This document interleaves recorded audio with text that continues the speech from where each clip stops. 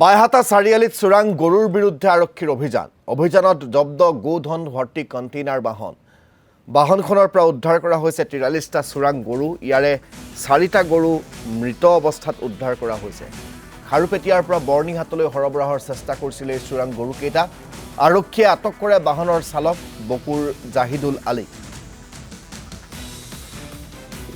বাইহাটা চাৰিআলি ভাৰপ্ৰাপ্ত আৰক্ষী মহোদয়ৰ নেতৃত্বত মানে আমাৰ চাৰিআলি থানাৰ এখন গৰু গাড়ী কণ্টেইনাৰ খাৰুপেটীয়াৰ পৰা বৰ্ণিহাট অভিমুখে গৈ থকা অৱস্থাত বাইহাটা চাৰিআলি প্ৰশাসনে মানে জব্দ কৰিবলৈ সক্ষম হয়।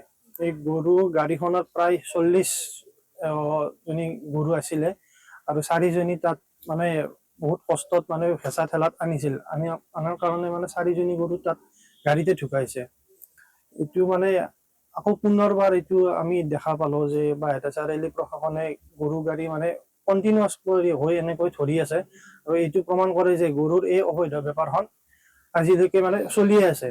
গতিকে এই বেপাৰখন বন্ধ হ'বৰ বাবে চৰকাৰে তথা মাননীয় মুখ্যমন্ত্ৰী মহোদয়ক আমি এই বিষয়টোৰ ওপৰত কঠোৰ মানে দৃষ্টি ৰাখিবলৈ আমি আহ্বান জনাওঁ ৰাষ্ট্ৰীয় বজৰং দল, আন্তঃৰাষ্ট্ৰীয় হিন্দু পৰিষদ, উত্তৰ কামৰূপ জিলাৰ তৰফৰ পৰা।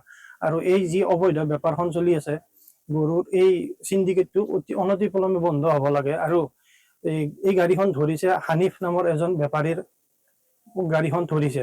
গতিকে আমি তেওঁক সকীয়াই দিব বিচাৰিছো যে অনতিপলমে তেওঁ এই বেপাৰখন বন্ধ কৰক, অন্যথা আমি ৰাষ্ট্ৰীয় বজৰং দলে মানে তেওঁৰ এই বেপাৰখন যি চলি আছে আমি ধ্বংস কৰি দিবলৈ বাধ্য হ'ম। আৰু আমি চৰকাৰক পুনৰবাৰ আহ্বান জনাওঁ যে এই মানে বিষয়টোৰ ওপৰত কঠোৰতম ব্যৱস্থা গ্ৰহণ কৰক।